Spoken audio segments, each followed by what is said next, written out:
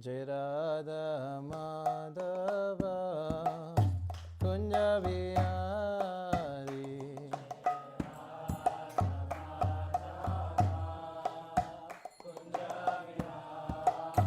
Jaya Radha Madhava Kunja Vihari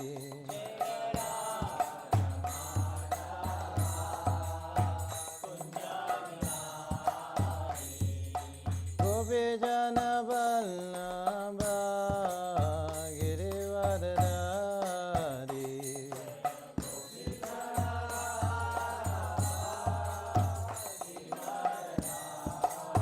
Jaya Gopijana Vallabha Girivardhari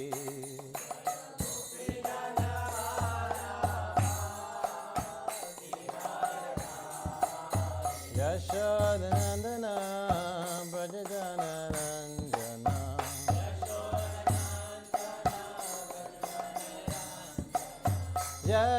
Yashodanandana Brajajana Ranjana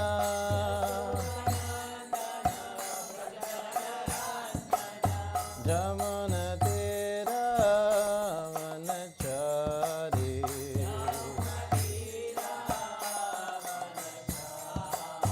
Jamuna Tira Vanachari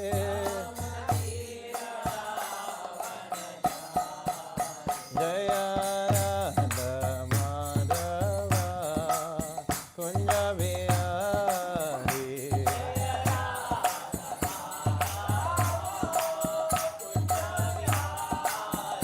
Jaya Radha Madhava Kunja Vihari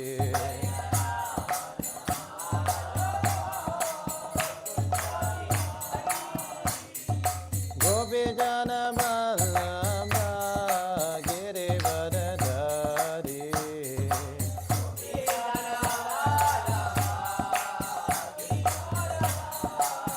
Jaya Gopijana Vallabha Girivardhari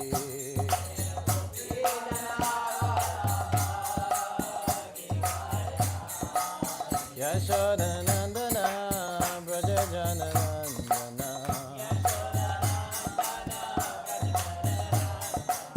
Yashodanandana Brajajana Ranjana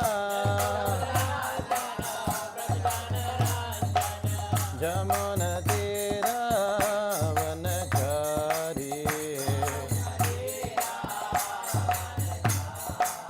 Jamuna Tira Vanachari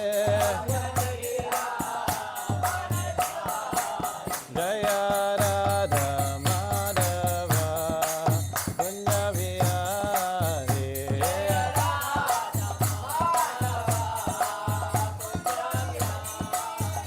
Jaya Radha Madhava Kunja Vihari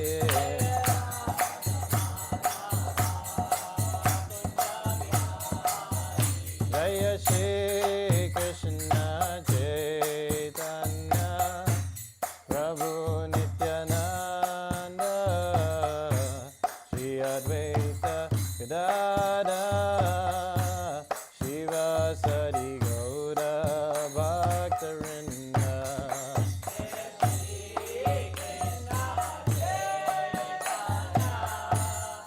Prabhu Nityananda Shri Advaita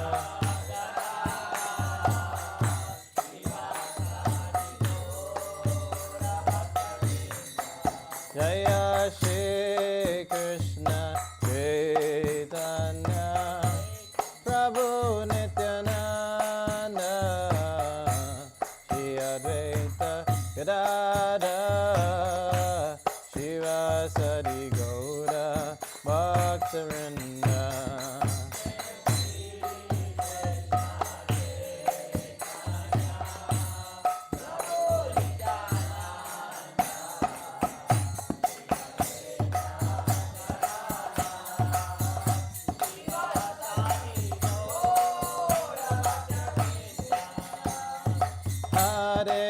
Krishna, Hare Krishna, Krishna Krishna, Hare Hare, Hare Rama, Hare Rama, Rama Rama, Hare Hare, Hare Krishna, Hare Krishna, Krishna Krishna, Hare Hare, Hare Rama, Hare Rama, Rama Rama, Hare Hare, Hare Krishna, Hare Krishna, Krishna Krishna, Hare Hare, Hare Rama, Hare Rama, Rama Rama, Hare Hare, Hare Krishna,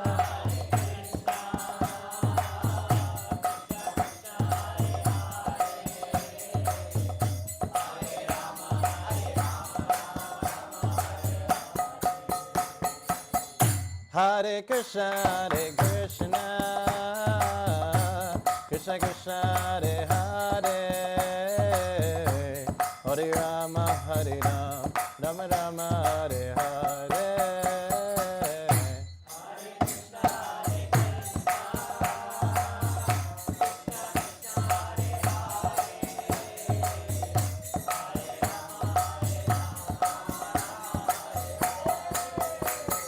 Hare Krishna, Hare Krishna, Krishna Krishna, Hare Hare, Hare Ram, Hare Ram, Ram Ram, Hare Hare,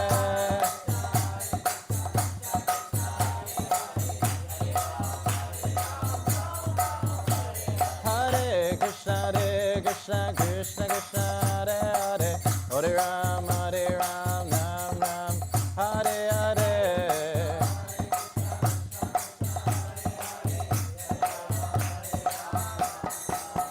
Jaya Prabhupada, Prabhupada, Prabhupada, Shira Prabhupada.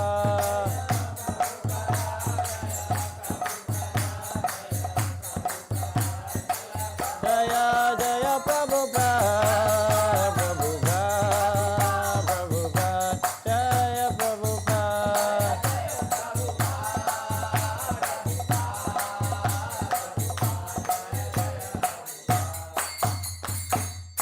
Srila Prabhupada ki. Om Namo Bhagavate Vasudevaya. Om Namo Bhagavate Vasudevaya. Om Namo Bhagavate Vasudevaya.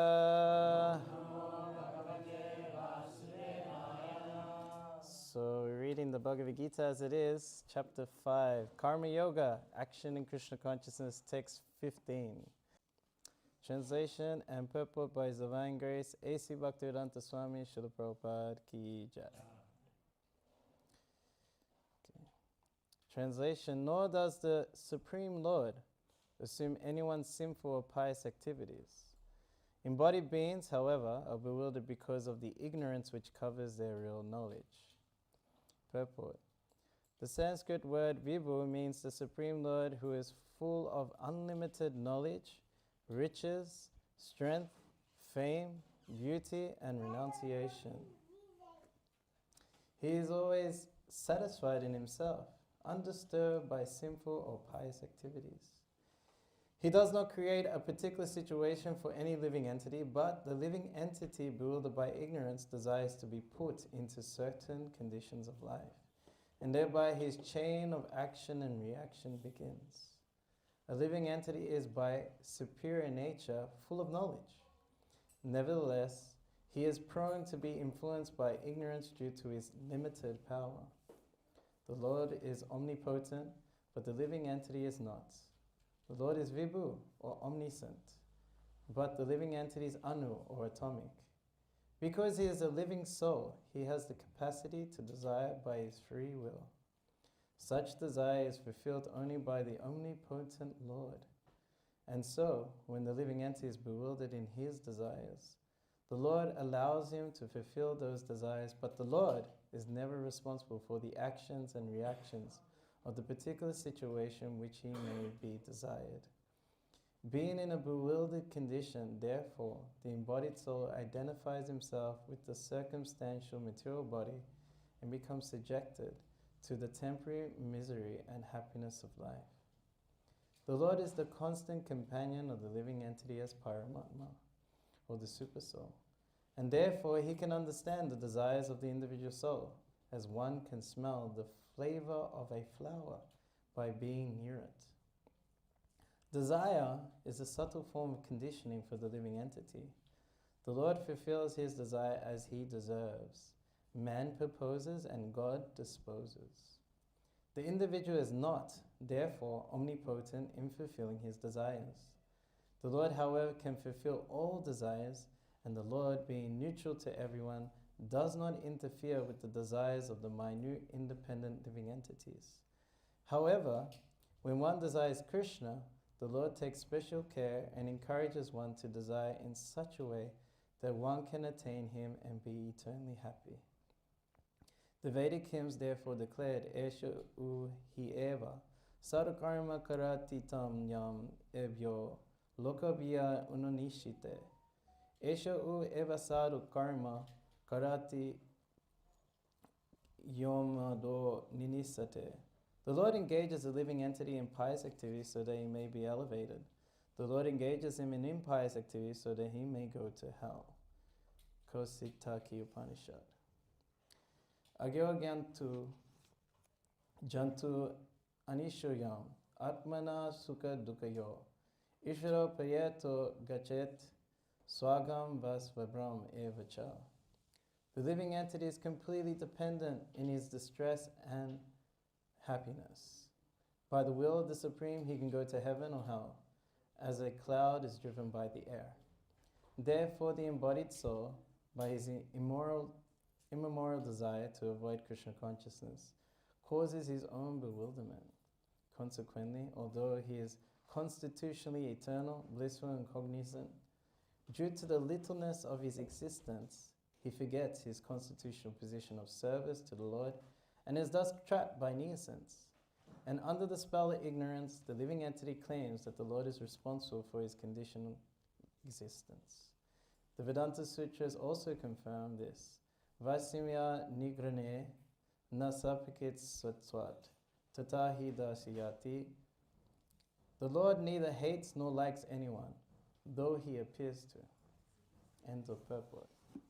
Om Gyanta Vedandasya Jnanana Shalakya Chakshumitam Yena Tasmai Shri Gurave Namaha Shri Chaitanya Manovistam Stapitam Yena Bhutale Swayam Rupa Gadamayam Dadati Swabadantikam Katayata Yasmin Duskurum Sukurum Bhavet Visute Vipriyati Shri Chaitanya Nandanamitam Vanchakapataruvischa Kripasinnu Vyevacha Patitanam Pavanebhyo Vaishnavyo Namo Namaha Jai Shri Kṛṣṇa Chaitanya Prabhu Nityananda Shri Advaita Gadadha Shivasari Gaura Bhaktarinda Hare Krishna Krishna Krishna Hare Hare Hare Rama Rama Rama Hare Hare.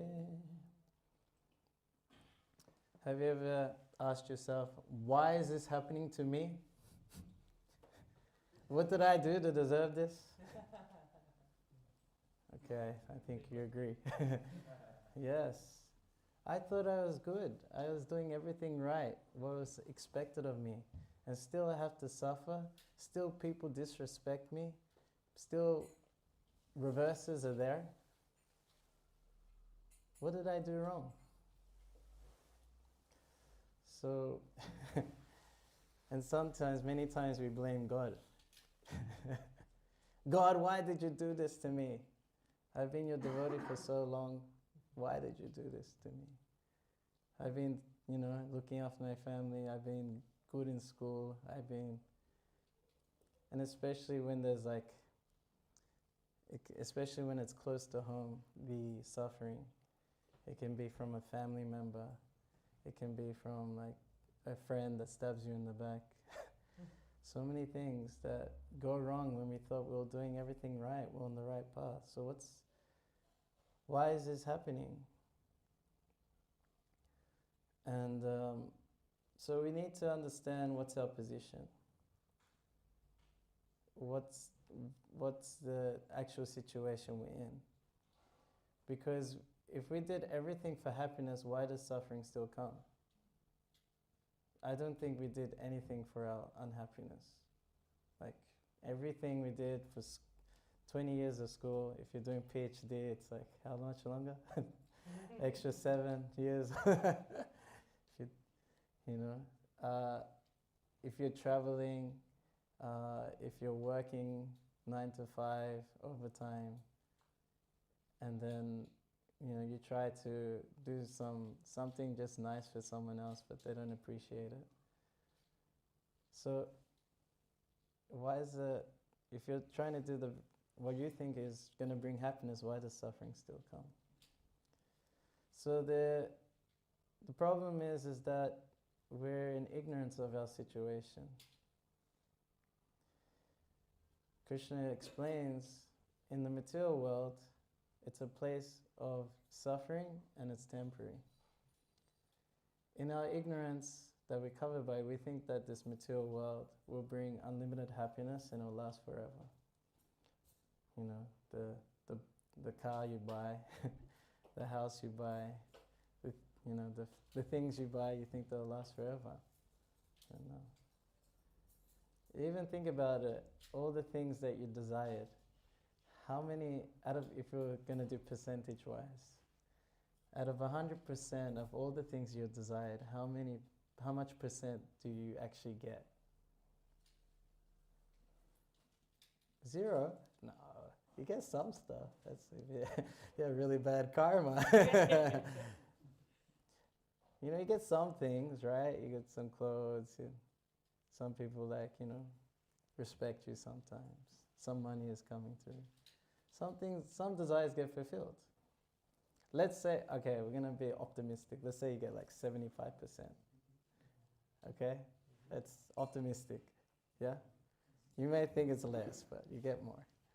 Okay, so out of all the things that you desired and you got, how much percentage of those things work properly as you like? Say you get a car, and everything works fine, you service it right and it works fine.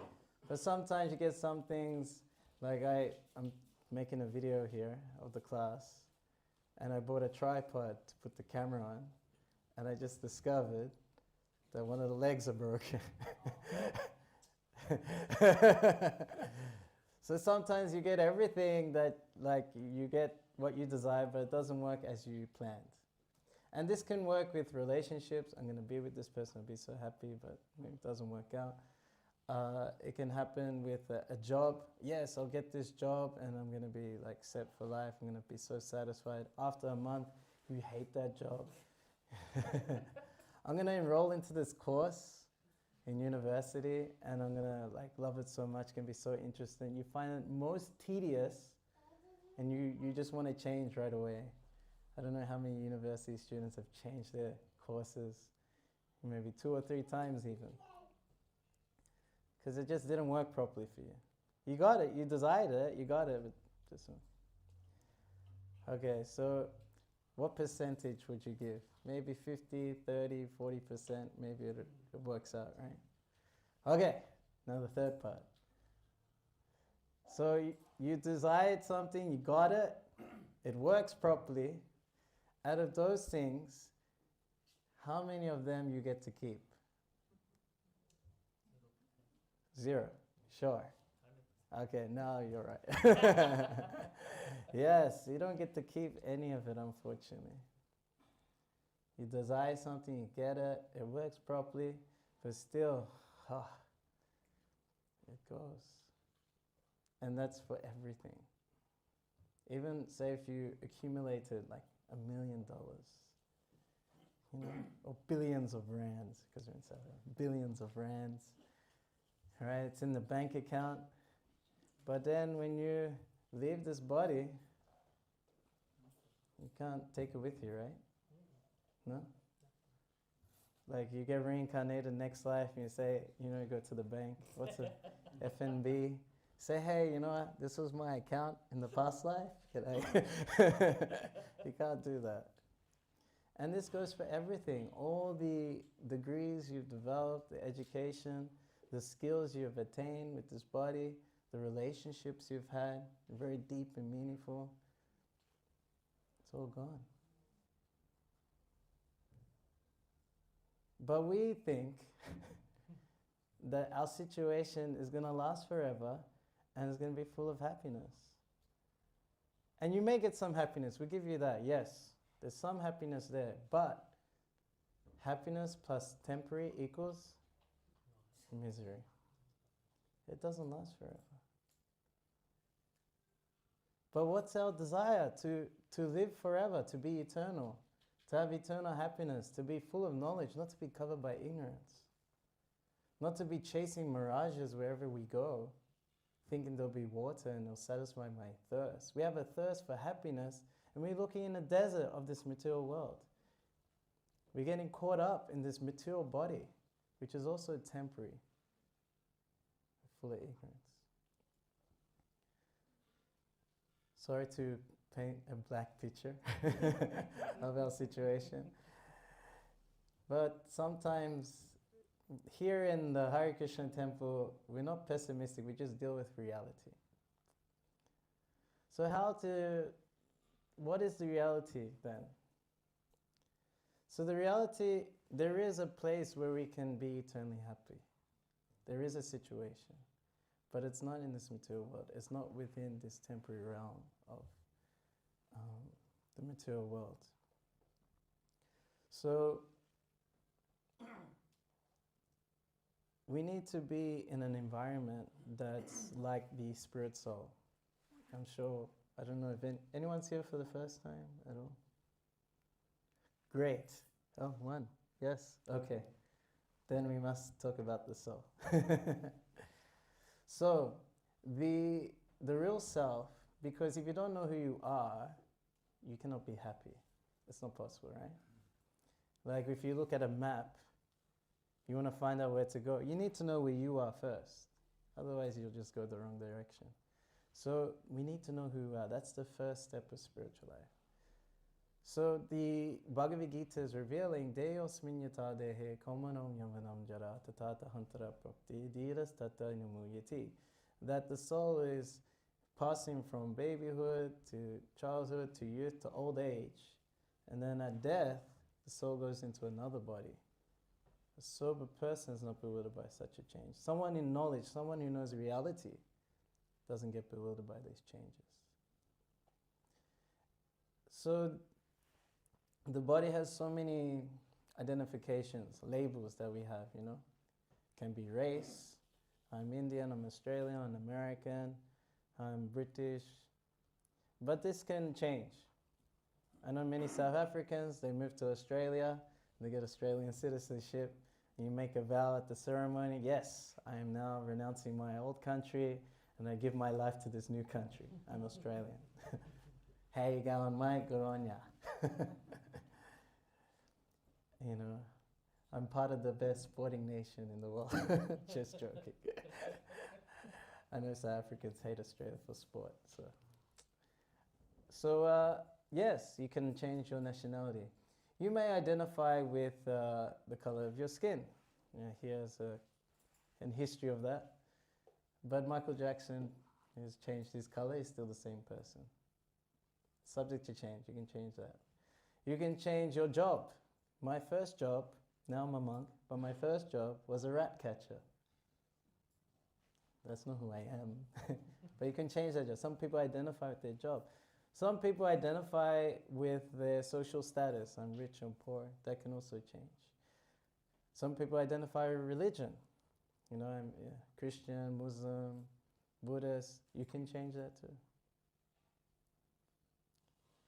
Some people even identify with their gender, male, female. One can change.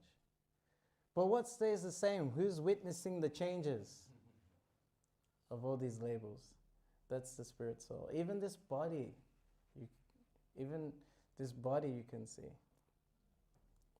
Okay, I need a volunteer. Can you volunteer? Yeah. Okay, come stand here. Okay, give him a clap. Okay, face the audience. Okay, now all I want you to do is point to your shoulder. Very good.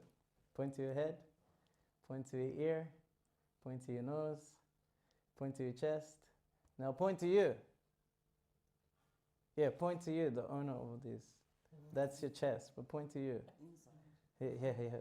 That's like what? Your lungs? No, inside the heart. Okay. Inside the heart? Yes, inside the heartbeat. Okay. Thank you so much. So you can even see in our language, we say my hand, my head, my shirt, my jacket. And we're all separate from these things, you know. The owner's separate. We don't say I hand, we don't say I head. You may say, you know, iPhone, but you're not your phone. So we are different from the objects. So who's the owner of this body? Who's witnessing the change in body from childhood to youth to old age? Who's doing that? That's the soul, the spirit soul inside. That's us. That's who we really are. And what are we doing? We're doing everything for the body only. You know? We never do anything for the soul. Just like we're like a driver in a car. This body is like a machine and we're the driver, the soul. It's just like someone who drives to the, what do you call it, the garage, and then wants to pump up, you know, pump some petrol in, and then he pulls out the, well, you have someone who does it for you, but imagine there's no one there, you have to do it yourself, and then, you know, instead of putting it into the car, you put it into your mouth. That doesn't make sense. There's another story, one lady, she had like a cage with a bird in it. And she used to polish this cage so much. You know, put nice decorations, polish it, everything like this. She was so absorbed in decorating the cage, suddenly there was this bad smell. What was that? The bird has died, it's dead. Did that drama a few weeks ago. He did the drama even, so it's not by accident that we're talking about it. Yes. You know, we're forgetting to give what the soul needs. So what does the soul need? You know, that's what we need to know. So we explain that the soul's eternal, it doesn't die, it lives forever. You know, we see on the news people dying, we see family members dying, friends dying, but we always think, I will never die. Because that eternal nature is so strong. The soul is full of knowledge and full of consciousness. Right? This table has no consciousness. But if I knock on someone else, he may hit me back because he's conscious. It's full of knowledge. Whereas the body is full of ignorance. It's always dead, actually. It's never alive. It's the soul that's activating it. And the best part of the soul that I like, so it's eternal, full of knowledge, it's full of bliss, happiness. That's the nature of the soul. The body is temporary, full of ignorance, and full of misery. There's so much more pain receptors in the body than there is pleasure. And but where do we get real happiness from? Real pleasure? We have been brainwashed by a materialistic society that maybe three main things are sex, money, and influence. You know, prestige. These things will give you ultimate happiness. But if that was true, then those who are doing OnlyFans would be self-realized souls. You know, they got everything. They got the three. They engage in sexual activity. They get a lot of money, and everyone knows them. They're famous. But they have miserable lives. No one would want to have a life like that. People look down upon them. So, where does real happiness come from? It's from love, relationships. We want to love and be loved. That's pretty much where it comes from. That juice of sharing relationships with family members, with friends, you know, with a spouse. These are like the juice of life that we're looking for. Unfortunately, when the love is under the conditions of the material world, of this connected to this material body, it's bound by time, space, and thought. Time waits for no man, right? You can have, so many times we've been to a funeral, and you felt so bad, for this, losing this connection with this person. A grandparent, a parent, a friend. You had some relationship, and now you can't exchange love anymore, and it hurts so much. The love is bound by space. I don't know if you experienced this in school, that you had like a best friend in like 1 year level, maybe in primary school, and it's like, yeah, we're best friends, we always hang out forever. Then you change classes, and you're not so close anymore, you have a new best friend. Just because of space, the love disappears. And and that love is bound by thought. Thinking of the person is not the same as having the person there with you. So, where to find such a love? Where it's not bound by time, space, and thought. So this is when spiritual life comes in. We need to fulfill our essence, This is called, in Sanskrit, Sanatan Dharma. Sanatan means eternal, and Dharma means the essence of something. Some people interpret it as religion or duty, but the meaning given by Prabhupada was the essence of something. So the essence of water is that it's wet. The essence of fire is that it has heat. The essence of sugar is that it's sweet. You take these things out, you can't call it sugar, you can't call it water, you can't call it fire. So what's the essence of the soul? The essence of the soul is to serve. And this applies to every single living entity. Doesn't matter what religion you are, doesn't matter, even if you're an atheist, you still have to serve. Someone has to serve their family, a husband, wife, the kids, back and forth, it's going on. You go to work, you serve your boss. Even the president, he says, give me your vote, I do so much service for you. No one is exempt from this service. No one. Even some person who says, I'm off the grid, I don't want to have anything to do with society, I'm homeless on the street, I just don't want to be part of anything. I don't serve no one. Still, his belly will grumble and he has to serve his belly. So you can't take that away from us, that service.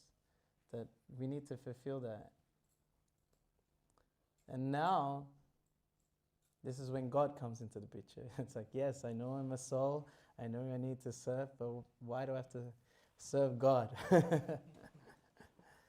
So, as described in the Bhagavad Gita, we are a spirit soul, and God is the supreme soul. And that supreme soul can have many names according to his unlimited activities and relationships. Kṛṣṇa, Allah, Jehovah, Yahweh, what's it, Zulu? Unkulu.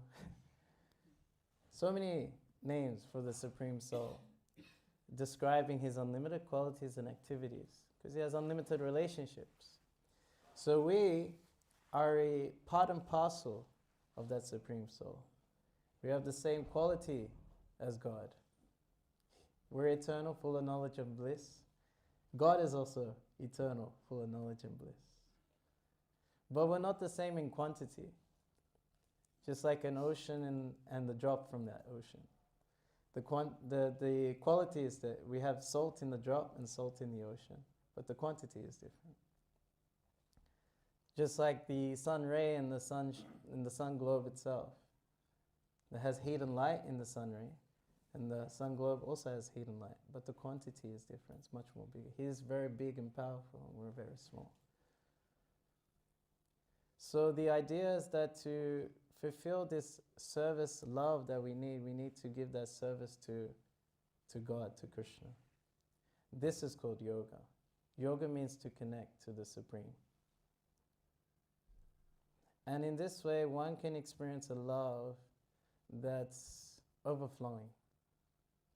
You may say, I know this, I've heard this talk before. I mean, like, there's always someone in a church, some religious institution, and they just say, okay, give up everything and, you know, give it all to God.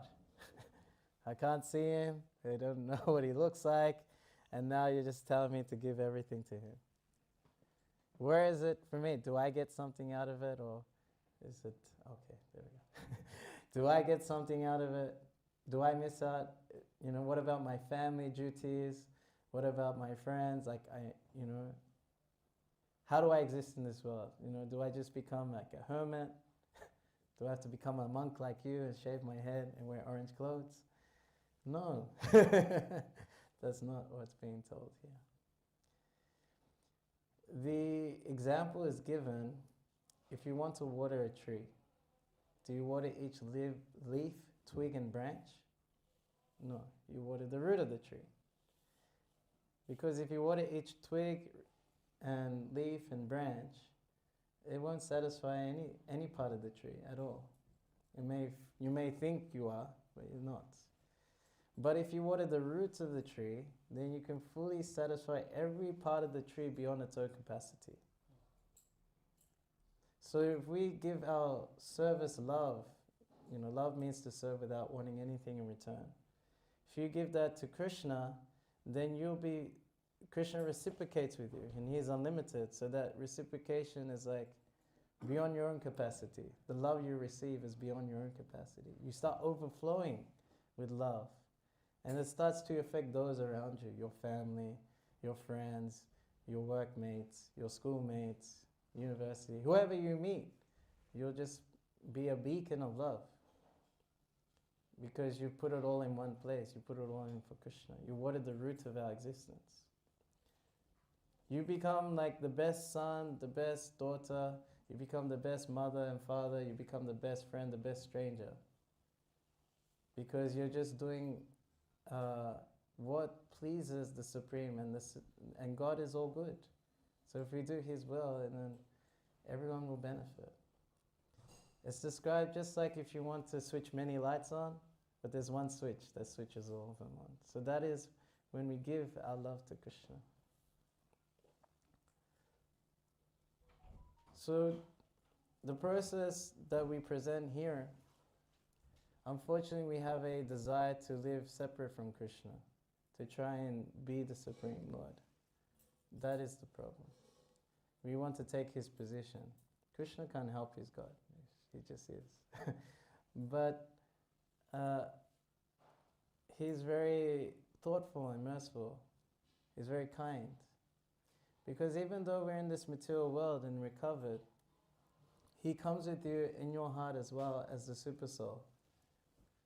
We always think we're going through so much stress, anxieties, and problems, and no one can understand actually what we're going through.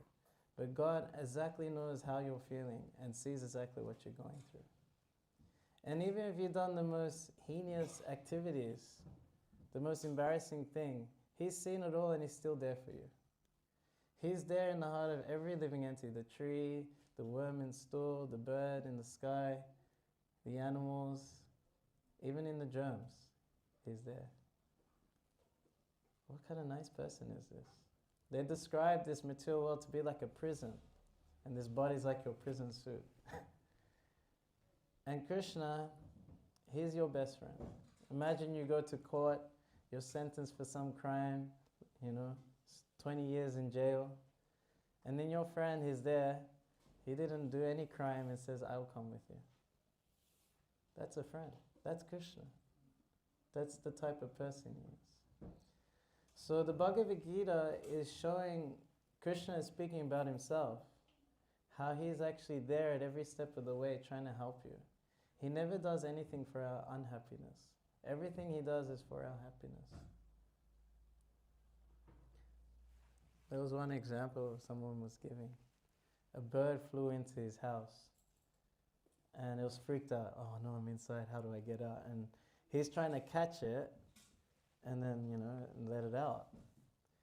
And he's chasing all over the house, and the bird is flying, and finally it finds the windowsill, but then it gives this look back like, hey, you tried to kill me, but I'm getting away. You tried to... and then it flies away. So sometimes we think Kṛṣṇa does that to us.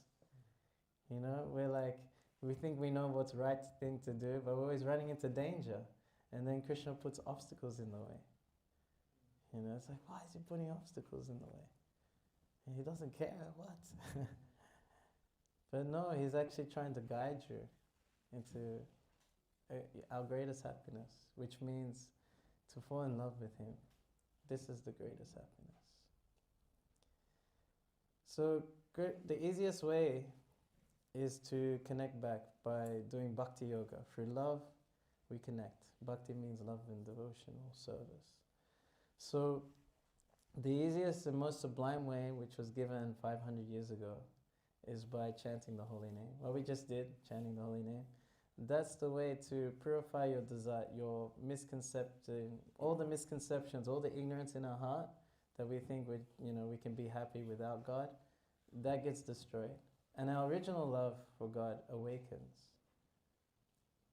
That's the easiest way, just by chanting the Hare Krishna mantra. It starts with that, it also ends with that. So you got the ending already. You got the goal already. But it's also the means to purify. And I don't know what your experience was when you first were in Kirtan. I'll explain my one. So when I first came to the temple for the Sunday Feast program, I just came out of a breakup, so I was like full of depression. It's like, oh no, we were together for so long, and how will I ever get over this depression? You know, heartbroken. And then come into the temple room, and the thing that shocked me, first of all, because I come from a Hindu background, so I'm used to Hindu temples, and everyone's Indian, and they're all praying. But I saw all these Aussies in there, wearing dhotis and all this. I go, wow, yeah, this is what's going on here. This is interesting, And then they started kirtan, and from the first sound, from the first mantra, all that pain in my heart that I thought would never disappear just disappeared. I was like, wow, I thought it'd take like years to get over this. And it just went for free. What happened here? Where to go? I thought I had to work on myself and everything, and things just I got over, not over it, but I was like, that pain was gone. And then they started, moving up and down, started dancing, and the beats we were playing, oh my God, I was like, because I was into like drum and bass and break beats, and the beats on the mridanga, I was like, yes, this is awesome, I thought, and look, they're dancing in the middle of the day, they don't even have to wait till the weekend or, for a nightclub or not, they're doing it now, it's like, okay, with the lights on and everything, they don't need no strobe lights or dark lighting.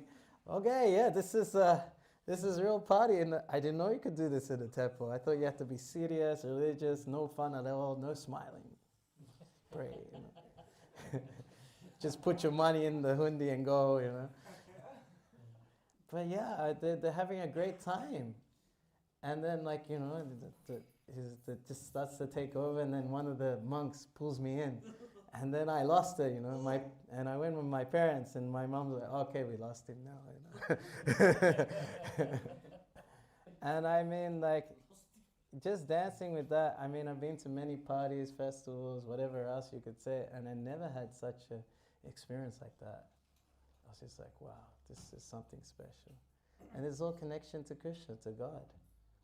Because it's explained that Kṛṣṇa is the supreme enjoyer. So who better to party with? So I'll stop here. You can ask some questions or some comments. Oneself, when one is becoming too relaxed, how do you know that it's not negligence or complacency? Because in the scripture it speaks that one can attain all the knowledge, but without humility it's worth nothing. So how does one, what are the symptoms of coolness and calmness and humility if one had to externalize it? And then also make sure that you're not being complacent and too relaxed.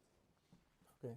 And I ask this because you seem like the person that would give a proper answer. You seem very calm and cool. Seemingly. Seemingly. I'm very stressed, actually. Yes. So let me see if I got your question right. So that your understanding is that one should be calm and humble to progress in spiritual life. How can one see if they're being negligent? What are the signs? Is that what you're asking? Yeah, like too calm, not doing anything. Like, it's fine, I'm calm. Oh, I'm this is not trying to okay. correct How do you know if you're lazy? is that the question? it. If you say so. You're the one asking. So is it? Okay? I'll go with that. Yeah. Yes. So just like any relationship, one needs to make a sacrifice. Sacrifice means that it's gonna hurt. So what is our sacrifice that we need to make in Krishna consciousness? That's what we have to analyze. So the main sacrifice is the chanting of the holy name. That's pretty much, we have to sacrifice our tongue, our time, and our ears to the sound vibration of the holy name. This is pretty much where everything is based on.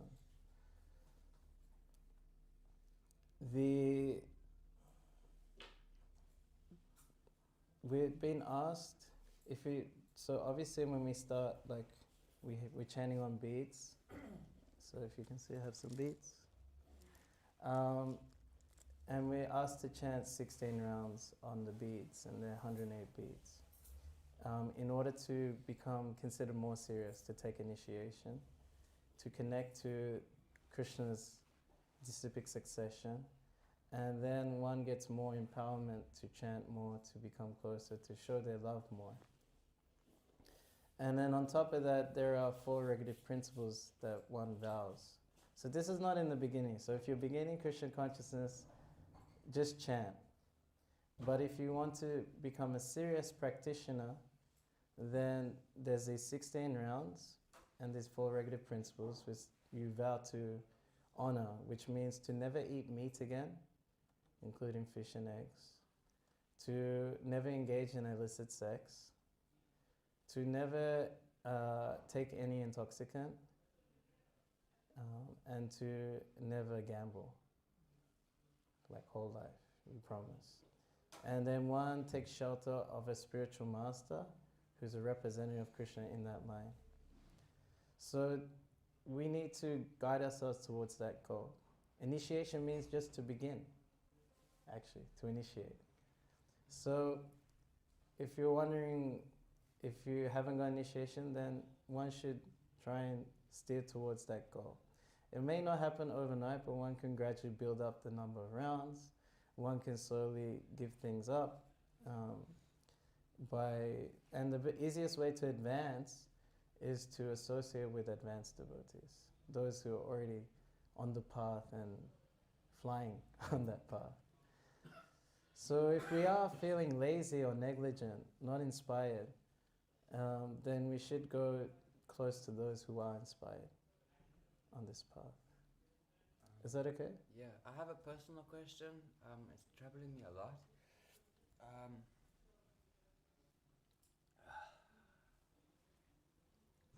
Just give me a moment.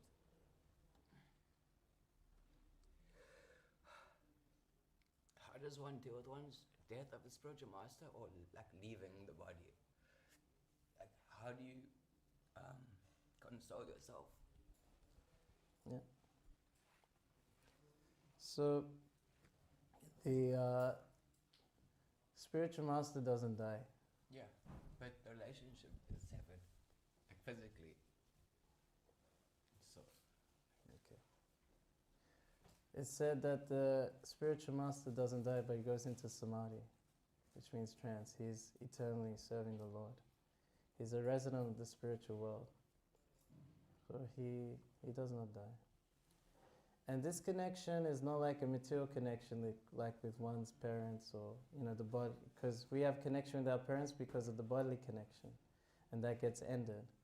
But the connection with the spiritual master, because he's a representative of Kṛṣṇa, it's an eternal connection. It doesn't end. It keeps going, and actually one can further deepen their relationship. The spiritual master may leave our physical proximity in this material world, but he is accessible. He has more ability, while we also have more ability to access him through one's heart.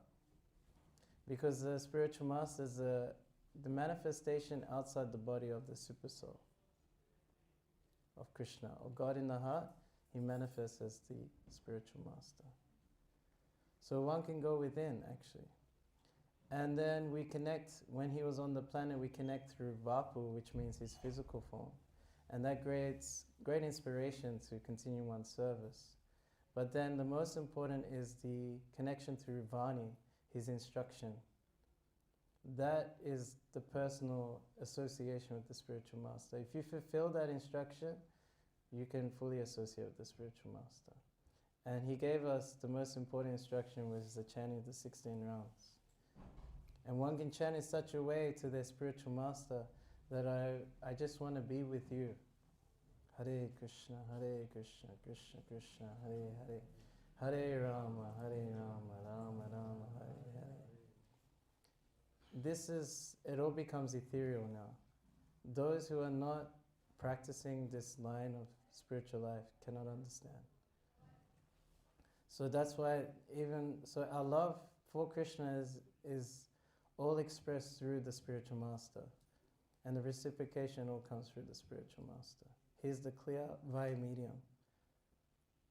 So that's how we experience love that's beyond time, space, and thought. It's all with the spiritual master.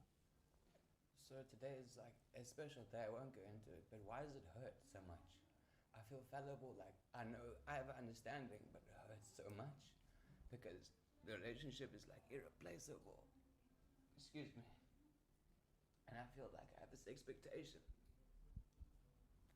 but the devotees, that they're gonna like replace that, and it's not working.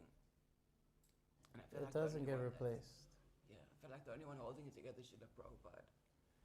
Because then I keep reminding myself. Like I said, it's an eternal relationship. Many of us never met Srila Prabhupada directly, but we've been practicing for so long, and we feel a connection with Srila Prabhupada, isn't it?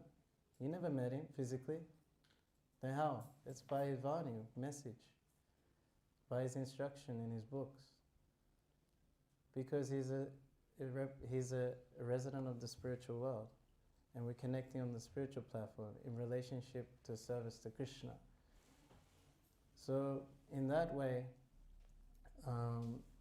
Prabhupada will be our example and our anchor how to be the best disciple, even without the physical presence of the spiritual master. And this grieving is the lifetime experience now. But that energy of grief will be pushed towards trying to fulfill the instruction of the spiritual master. That's where that energy will go. This is not the material relationship when one grieves for some connection on the material platform. So it's called service and separation. So we have grief, but what are we going to do with that grief? We're going to serve Kṛṣṇa, Kṛṣṇa's representative. Okay? Yeah. Anyone else? Oh, he's closer. Give it to him. Okay, he's coming. Jagannatha, please. Thank you. Hare Krishna.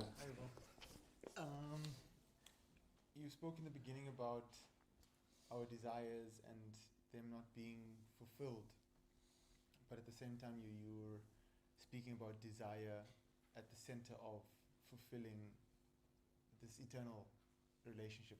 Could you speak about how desire then changes? Because if it's the same thing, desire for material or otherwise ephemeral happiness, but how do we turn that desire for ephemeral happiness to a desire for eternal happiness? Is it desire that's changing? Is it the instrument that's changing? and what changes that? What's changing? If that makes sense. Yeah, sure. So the question is how to pretty much change desire from something material to something spiritual. Yeah. So yes, well, the short answer is chant Hare Krishna. That always works. Yes, we have to somehow, and it starts not just by chanting, by hearing about our situation and hearing about the goal of life. Why would you have a desire to go to Australia? Because you heard about the place. Oh, they got kangaroos there, you know. You can go to the beach, but just watch out for the sharks, you know. So stuff like that, you know. You hear about Australia, oh, there's so much sunshine, and you want to go. So desire starts with what you hear about. So the more you hear about the spiritual world, you hear about Kṛṣṇa and what it's like to serve him, then you feel like, okay, let's do this, you know. When you hear about this love that's beyond time, space, and thought, it's like, okay, that's what I want to taste. So by reading Bhagavad Gita, other books like Srimad Bhagavatam, then you can definitely have that desire. The desire will begin. But if those other desires that get in the way, that are keeping us conditioned to this world, then one needs to start purifying. And the best way to purify oneself of those desires is to, the easiest and simple way and powerful is chanting the holy name. But we have so many other services, you know, coming to the temple, reading the books, doing some service, you know, sweep the floor, cut some vegetables. And just like when you go to the gym, it's always easier with a gym buddy, right? Feel more inspired.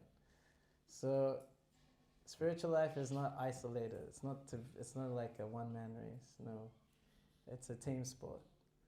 And usually when you're around those who are on the same goal, then it's much easier.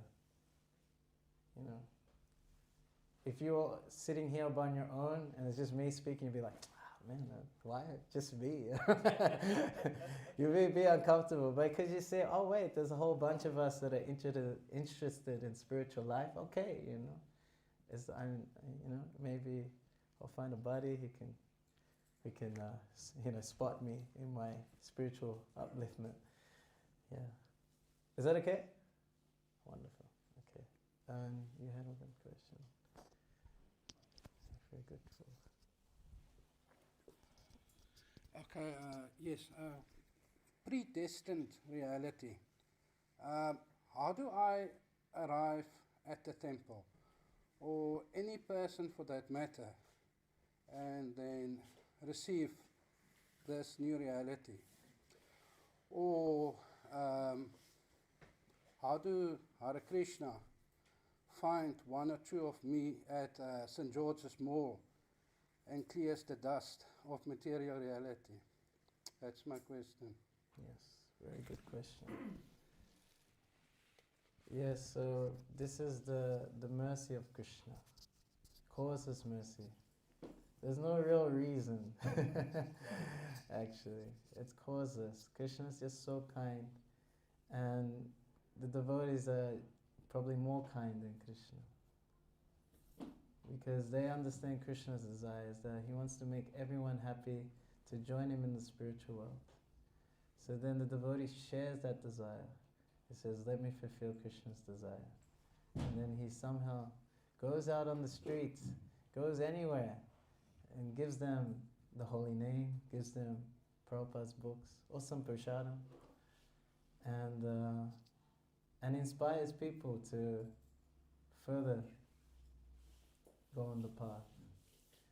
So not everyone takes it right away, but something goes in, a seed of desire goes in.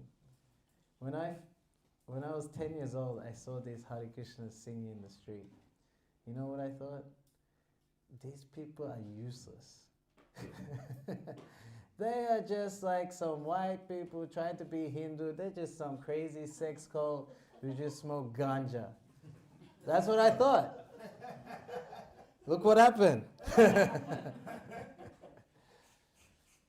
So we are bombarded by this material world, by all the advertisement, you know, on the platform, the senses, the mind, the intelligence. But the spirituality of these books, the sound vibration, the holy name, that cuts through all of that and hits the core of the heart. And then comes out. And now you're here. But also it takes your desire too. So it's not like it's automatic. 3 people play a role in that interaction, like you say, in George Street Mall. That, St. George's Mall, sorry. There's 3 people involved. There's the devotee. Okay, let me convince this person to get into spiritual life. You know, and then there's you. It's like, should I do it or not? And then there's one more. There's Kṛṣṇa in your heart and Kṛṣṇa in his heart. And then if his desire is stronger than yours, then Kṛṣṇa will do the work within you. Kṛṣṇa has a hard job. He has to fulfill everyone's desire, you know. There's like someone who's rich, he has so much money. Oh, please don't let anyone steal this. And there's a thief, and he's thinking, oh, okay, God, please give me opportunity to steal this guy's money. You know, how's it? So it's not an easy job, but somehow you got the mercy, the closest mercy. Congratulations. Anyone else? Yes? Haribo, just hold this thing for When I me. said I'm new to this temple, not new to Kṛṣṇa consciousness, I moved down from Paramātmā Okay. recently, so this is the first time I'm here at this temple. Yeah, right. So Yeah. you've been in I've been wanting to come for a while now, so Okay. yeah, finally made it. You like the vibe? Yeah, it's a lot more different from identifies, kārayati. A lot smaller, more warm, I would say. Yeah, I Yeah. agree also. Yeah. That's lovely. Yeah, it's a nice, like, kind of small but warm community. It's really cool. I think Yeah. so. Thank you so much. Okay, oh yes, one last one. Sorry. Should finish the. Hare Krishna. Hare Krishna. Haribo. If you are a person that have a short temper and people know that you have a short temper and they are taking advantage of it, how are you going to control it? Wait, they're taking a People know that you have a short temper, yes. and when they are around you, they know that you always have short temper. You are a short temper person. Yes. How are you going to control that short temper that you have so that people can't be seeing you like you are a bad person or you are angry? You are angry a lot. Because like people are seeing me like I'm angry a lot, or like I have some things inside me, like some things, like past tense inside me. Any little thing that someone did, like it triggered me a lot. Yes. Even that thing, I won't make me to go to prison in Goodwood, which I was fighting for my own rights. Yes. But the way I put it is like people are seeing like I'm angry. Even when before the judge even see, before I won the case, but it take a lot of time.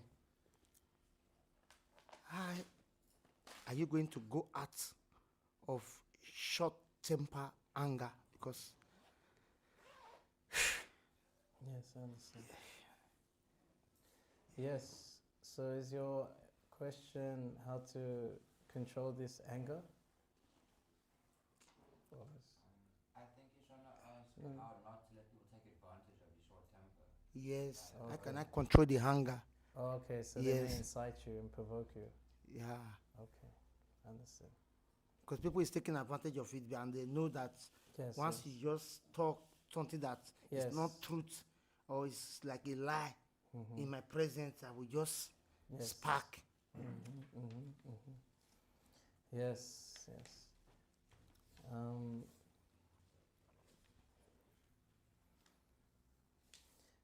Yes, we are provoked in many ways in this world.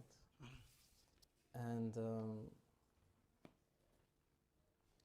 everyone has their sensitive places. If someone says that thing to me, then watch out.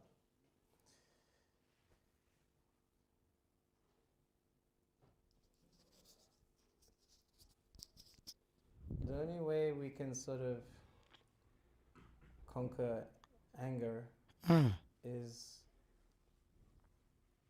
to somehow have something in our lives that we feel that's steady and I can always turn to.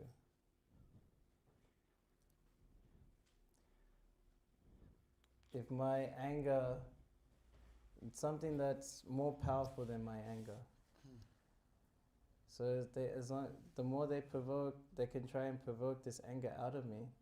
But ultimately, if I'm feeling this satisfaction and love from Kṛṣṇa, from God, then, it's kind of like just some small animals, trying to annoy someone bigger.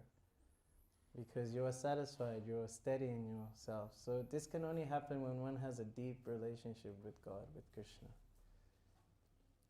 And if we are caught in such a situation, we feel anger is coming, we should pray to Kṛṣṇa. Oh, this situation is coming, these people are provoking me. Please give me the strength that the anger doesn't take over. Hare Kṛṣṇa, Kṛṣṇa Kṛṣṇa, Hare Hare, Hare Rama, Rama Rama, Hare Hare. This happened one time to me, actually. You want me to tell you? Someone provoked my anger. It was in the temple. And so I was serving, I was doing the devotees' breakfast, and I was serving in the kitchen. And then one devotee said something just like hit me right in the core of the heart. And I felt so much anger. How could, I was thinking inside, how could you say such a thing? I'm trying so hard, and and you say this to me as if like I don't care. And I was thinking inside. And then I prayed to Kṛṣṇa. I go, oh no, just help me now. I don't want to do or say the wrong thing. Okay. So then I went out of the kitchen and I grabbed the beads. I found a place. I grabbed the beads, and I complained to Kṛṣṇa. Hare Kṛṣṇa, Hare Kṛṣṇa. I'm trying my best, and these people say this to me, and Hare Kṛṣṇa, Kṛṣṇa, Kṛṣṇa, Hare, I cry and everything. And I'm trying my best, and I don't understand what's supposed to happen here, and then and why are they saying this? Why are they treating me so badly? Because I'm angry. And then I just held on to these beads, kept chanting. After maybe 10 minutes, it felt like someone just came and just comforted me and said, that's okay. Don't, how mothers do, they say, it's okay, it's okay. And it felt like Kṛṣṇa did that. It felt like Kṛṣṇa just, it's okay, I got you, just calm down. And then I calmed down, I felt relieved and comforted. I'm protected, I felt protected. And then I went back to the kitchen, finished the service, and I'm okay. I didn't feel like I needed an apology or anything like that. Because Kṛṣṇa is there. That means Is that okay? yeah, I mean, it's fine for me to have the beads. I need to buy the clicker. Yes. Yes. I need to get it today. Yes. Thank you. No problem. Thank you, sir, for your question. I think time is there. Yeah, okay. Thank you so much. We'll continue for the next part of the program. Hare Kṛṣṇa. Hare Rama.